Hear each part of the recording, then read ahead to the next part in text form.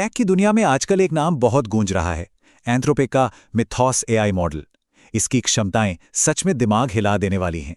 जरा सोचिए, लिनक्स या मोजिला जैसे इतने विशाल ऑपरेटिंग सिस्टम्स को ये मॉडल महज कुछ घंटों में खंगाल सकता है, उनके अंदर के बग्स ढूंढ सकता है और उन्हें ठीक भी कर सकता है।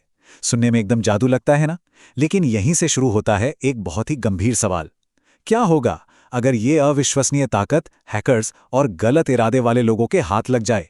अचानक से हमारे स्टॉक एक्सचेंज, बैंक, यूपीआई और यहां तक कि पावर ग्रिड्स एक ऐसे खतरे के निशाने पर आ जाएंगे जिसकी हमने शायद कल्पना भी नहीं की थी। आज के इस विश्लेषण में हम इसी तकनीकी क्रांति और इसके पीछे छिपे भयानक जोखिमों की गहराई में जाने वाले हैं। आइए फटाफट देखते हैं कि आज हम क्या क्या कवर करने वाले हैं। सबसे पहले हम समझेंगे एआई सुरक्षा के इस विरोधाभास को।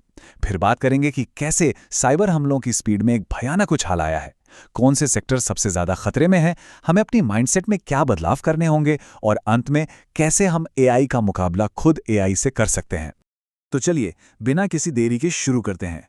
साइबर सिक्योरिटी की दुनिया अब एक बिल्कुल नए दौर में है, जहां हमारा सबसे बड़ा रक्षक ही हमारा सबसे बड़ा खतरा बन सकता है। अब इस तकनीक के दो बिल्कुल अलग चेहरों को देखिए। एक तरफ है इसका डिफेंसिव यानी रक्षात्मक रूप। ये डे जीरो कमियों को, मतलब ऐसी कमियां जो इंसानों को सालों की टेस्टिंग के बाद भी नहीं मिली, उन्हें घंटों में पकड़कर ठीक कर देता है। ये लिटरली एक गेम चेंजर है। लेकिन जरा इसके दूसरे पहलू के बारे में सोचिए। अगर इस एआई को एक हथियार की तरह इस्तेमाल किया जाए तो कहानी पूरी तरह पलट जाती है। फिर ये सिर्फ कमियां नहीं खोजेगा, बल्कि पूरे के पूरे नेशनल इंफ्रास्ट्रक्चर का नक्शा तैयार करके एक साथ कई साइबर हमले कर सकता है। ये एक ऐसी ताकत है जो किसी भी देश के पूरे डिफेंस सिस्टम को घुटनों पर ला सकती है। और यहीं से हम आते हैं अपने दूसरे अहम बिंदु पर, हमलों की स्पीड। इस तकनीक का सबसे डरावना हिस्सा ये नहीं है कि यह क्या कर सकती है, बल्कि यह है कि यह कितनी तेजी से कर सकती है। डिफेंस के लिए जो हमारे पास समय होता था, वो अब लगभग खत्म हो चुका है। इसे थोड़ा पर्सपेक्टिव में समझने की कोशिश करते हैं। अगर हम 2018 के डेटा को देखें, तो जब किसी सिस्टम में कोई नई भेद्यता यानी वल्नरेबिलिटी मिलती थी, तो हैकर्स को उसका फायदा उठाकर एक असली अटैक तैयार करने में औसतन 2.3 साल का समय लगता था। यह एक बहुत बड़ा बफर टाइम था। हमारी सिक्योरिटी टीमों के पास आराम से स्थिति का जायजा लेने और पैच तैयार करने का वक्त होता था। लेकिन आज के आंकड़े सच में रोंगटे खड़े कर देने वाले हैं। वो जो 2.3 साल का टाइम था ना, वो अब सिमटकर महज 20 घंटे रह गया है। जी हां, सिर्फ 20 घंटे। एआई की बदौलत किसी सिस्टम की कमी पकड़े जाने और उस पर साइबर हमला होने के बीच का फर्क लगभग गायब ही हो गया है। अब रिएक्शन का टाइम महीनों या हफ्तों का नहीं, बल्कि मिनटों और सेकंड्स का है। जरा सोचिए, हमारी सिक्योरिटी टीमों पर इस वक्त कैसा अकल्पनीय दबाव होगा। तो सवाल ये उठता है कि इस तेजी से बदलते हुए माहौल में सबसे ज्यादा खतरे में कौन है? हमारी पूरी इकोनॉमी का हर हिस्सा एक समान सुरक्षित नहीं है और इस सिकुड़ते हुए टाइमलाइन का असर हर सेक्टर पर अलग अलग पड़ता है। चलिए इसे बिल्कुल साफ साफ समझते हैं।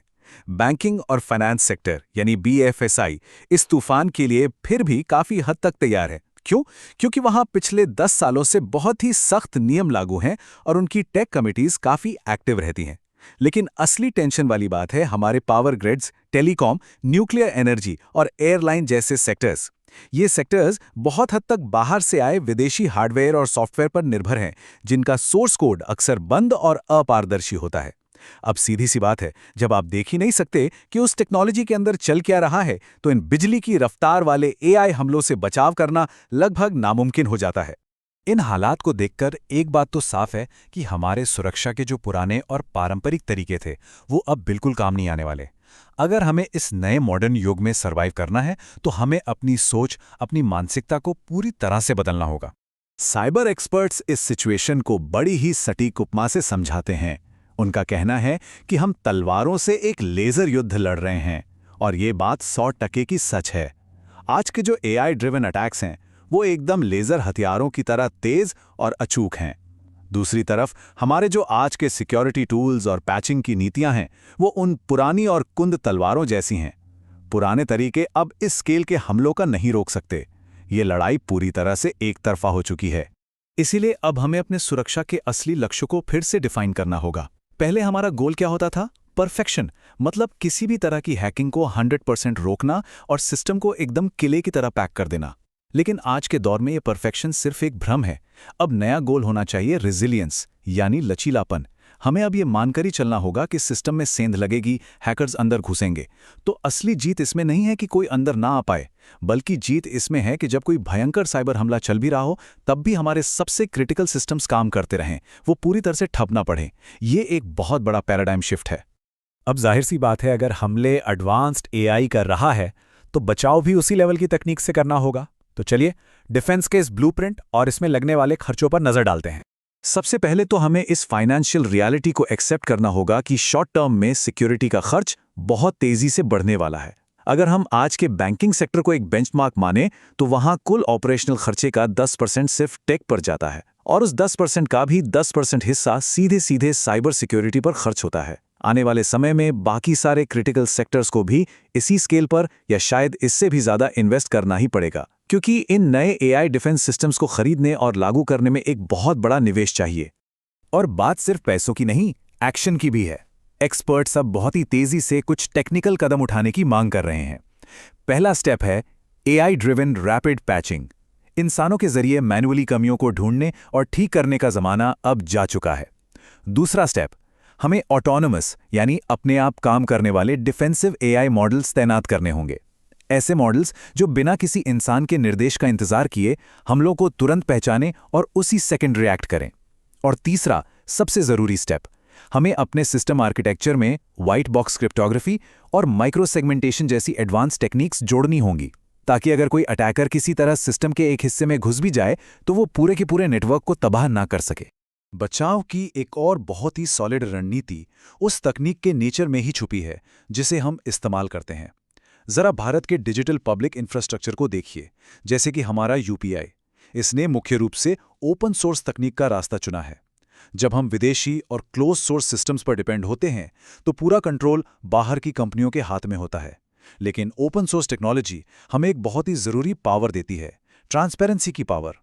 इससे हम साफ साफ देख सकते हैं कि कोड के अंदर क्या चल रहा है, उसे खुद चेक कर सकते हैं और किसी भी खतरे को समय रहते फिक्स कर सकते हैं। लेकिन अंत में ये सारी तकनीकें तब तक किसी काम की नहीं हैं जब तक कि हमारे पास सही संगठनात्मक ढांचा ना हो। कागजी नियम और स्टैंडर्ड पॉलिसियां अब हमें नहीं बचा सकती। आज हमें लिटरली एलीट सिक्योरिटी इंजीनियर्स और एआई एक्सपर्ट्स की सबसे ज्यादा जरूरत है। ऐसे लोग जो इन कॉम्प्लेक्स मॉडल से गहराई से वाकिफ हों।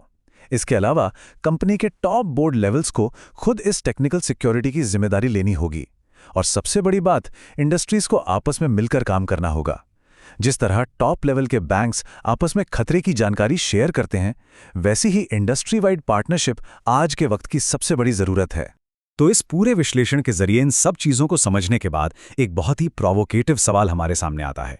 ये बात तो सच है कि एआई ने छोटे से हैकर के हाथ में भी किसी देश की सरकार जैसी हमलावर ताकत दे दी है। लेकिन क्या यही एआई टेक्नोलॉजी अंततः हमारे बचाव के उपकरणों को भी इतना सुलभ बना देगी कि हर छोटी बड़ी संस्था खुद की रक्षा कर सके? ये इस टेक्नोलॉजिकल हथियारों की दौड़ का अगला चैप्टर है। और सच कहूं तो ये देखना बहुत ही दिलचस्प होने वाला है कि फ्यूचर में ये डिफेंसिव एआई हमें किस दिशा में ले जाता है।